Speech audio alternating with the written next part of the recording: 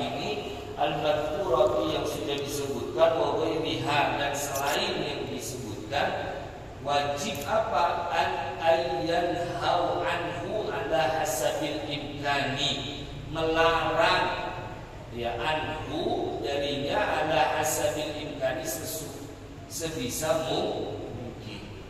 Kalau kita melihat kemungkaran, misalnya kemungkaran tadi ada orang baca Al-Quran tapi yang satu ini malah bercanda.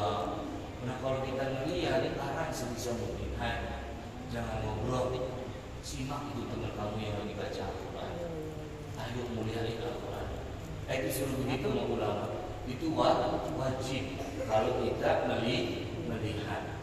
Nah melarangnya ini biliyadi baik dengan tangan liman qadara bagi orang yang mampu, wabil lisani dan dengan lisannya liman ajaza bagi orang yang tidak mampu anil yadi dari tangannya, wa qadara ala lisani dan dia mampu atas lisannya, wa illa jika dia tidak bisa juga dengan lisannya falyunkir biqalbihi maka ingkar dengan hati.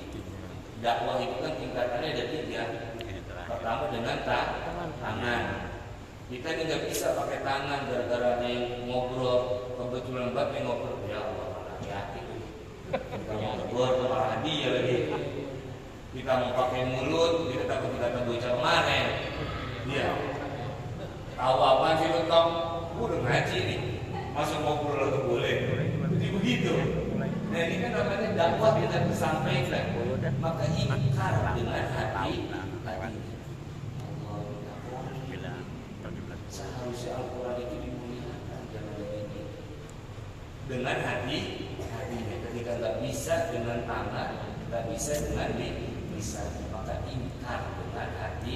Apa yang dia ingkari? Perbuatan karena tidak memuliakan kepada Al-Quran. Ada yang baca malah asik bercanda, asik ngobrol. Wallahu a'lam. Faslun ini adalah satu fasa. La tajuzu tidak boleh qiraatul Qur'ani apa membaca Al-Qur'an bil ajamiyati dengan ajamiyah dengan bahasa selain Al-Qur'an. Atau kalau kita bilang bilingual gitu ya. Benar bisa bilingual. Ya, enggak boleh gitu baca Al-Qur'an dengan berbagai macam bahasa. Dengan menyebut nama Allah yang Maha Pengasih lagi Maha Penyayang. Segala puji bagi Allah Tuhan semesta alam, Maha Pengasih lagi Maha Penyayang, penguasa hari pembalasan. Itu enggak bohong. Tapi semisal pakai bahasa Jawa ya, atau pakai bahasa Sunda ya, atau pakai bahasa Madura ya. Nah, itu juga enggak bohong. Bila ajamiyah dengan bahasa selain bahasa Al-Quran. Sawa'un sama halnya asana al-arabiyata am lam yusinha. Baik orang ini piawai kepada berbahasa Arab am lam yusinha atau orang ini tidak piawai di dalam berbahasa Arab. Mau dia bisa ke, kagak ke, tetap Al-Quran itu jangan dibaca dengan bahasa dia, tapi justru dengan bahasa Arab. Ustaz, kita nggak bisa baca Arab itu. Gak apa-apa kali artinya. Kita tetap boleh. Aulam amlam yusinha. Sawa'un kana fi sholati am fi ghairiha, sama halnya orang ini membacanya di dalam sholat atau di luar sholat. Di luar sholat sama-sama nggak boleh. Begitu. Nah, fa'in qara'a biha fi sholati, jika ada orang membaca Al-Quran biha dengan ajamiyah, dengan terjemahnya dari fi sholati di dalam sholat, maka lantasih sholatuhu, maka tidak sah sholat, maka nggak sah sholatnya dia. Allahu Akbar dengan menyebut nama Allah, nggak sah sholatnya. Hadza madhabuna, ini adalah madhab kita. Dan juga wa madhabu Maliki wa Ahmad wa Dawud wa Abi Bakr bin Mundir. Dan juga madhab Imam Malik, Imam Ahmad, Imam Dawud, Imam Abi Bakr bin Mundir. Ini imam-imam yang mengatakan bahwasanya tidak sah sholat dengan menerjemah Al-Quran. Nah makanya kasusnya ada orang yang baru masuk Islam, dia sudah wajib sholat tapi tidak bisa membaca Al-Quran. Nah untuk Fatihah ini kan ada tingkatannya, enggak main tahu-tahu begitu kan gitu ya. Kalau kita belajar fikih ditanya apa yang kamu bisa selain Fatihah, enggak ada. Quran yang lain kulhu apa anas ada. Kan baru berpindah tuh kepada zikir yang 7 kan gitu. Zikir yang 7 juga nggak bisa.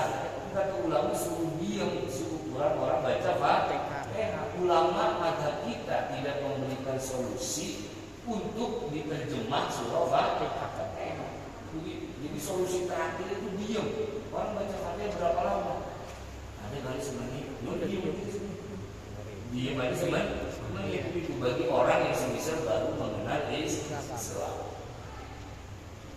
Nah kemudian waqala Abu Hanifah tadi ini berkata Imam Abu Hanifah rahimahullahu, mudah-mudahan Allah merahmatinya, yajuzu boleh dari apa hal tersebut wa tasihu bihi as-salatu dan sah bihi dengan hal tersebut as-salatu apa? Salat. Kalau Imam Abu Hanifah lebih longgar ini.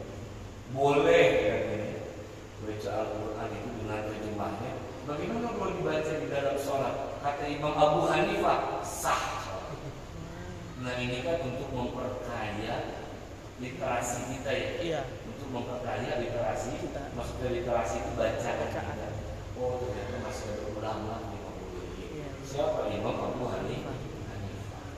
Waqala Abu Yusuf wa Muhammadun, dan telah berkata siapa Imam Abu Yusuf dan Imam Muhammad, yajuzu boleh dari ke apa hal tersebut liman lam yusin al-Arabiyyah, bagi orang yang tidak piawai akan berbahasa Arab. Wala yajuzu, dan tidak boleh liman bagi orang yusinuha yang dia piawai akan berbahasa Arab. Pendapat yang ketiga bilang siapa dia? Abu Yusuf dan Imam Muhammad. Kalau kata beliau boleh, tapi bagi orang yang nggak bisa berbahasa Arab. Tapi kalau dia bisa berbahasa Arab nggak boleh. Nggak boleh. Jadi ada 3 untuk usaha ada madhabnya Imam Syafi'i, Imam Malik, Imam Ahmad. Yang pertama, kemudian ada Imam Abu Hanifah, kemudian ada Abu Yusuf dan Muhammad. Kayak ini. Campur-campur kan? Bagian pakai bahasa. Ya, wah itu bahasa mana itu? Boleh. Dalam kajian fikih mempercampurkan pendapat para madhab itu disebut dengan talfik.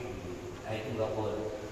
Artinya talfik. Ketika sudah terjadi talfik, maka konsekuensinya masing-masing dari para imam itu lepas tanggung jawab. Dia nggak mau bertanggung jawab atas kamar juga. Ada hutan. Faslun, ini adalah satu pasal. Wa tajuzu, dan boleh qiraatul Qur'ani apa membaca Al-Quran bil qiraati sab'i dengan qiraat sab'ah al-mujma'i 'alaiha yang sudah disepakati. Qiraat sab'ah itu dari Imam Nafi, Imam Abdullah bin Katsir, Abu Amr, kemudian Abdullah bin Amir, Asim, Hamzah dengan Imam Ali bin Hamzah. Itu 7 imam qiraat sab'ah. Wala tajuzu, dan tidak boleh membaca Al-Quran bighairi sab'i selain yang 7, dan juga tidak boleh wala biriwayat isyaddah al-manqulati anil qurra'i sab'ati, dan juga tidak boleh membaca Al-Quran dengan riwayat yang syad yang dinukil dari para pembaca as-sab'ati yang 7. Baca Al-Quran imam kita itu ada 7. Selain yang 7 ini tidak boleh. Apalagi membaca dengan qiraah yang syad. Syad itu artinya cacat, itu tidak boleh.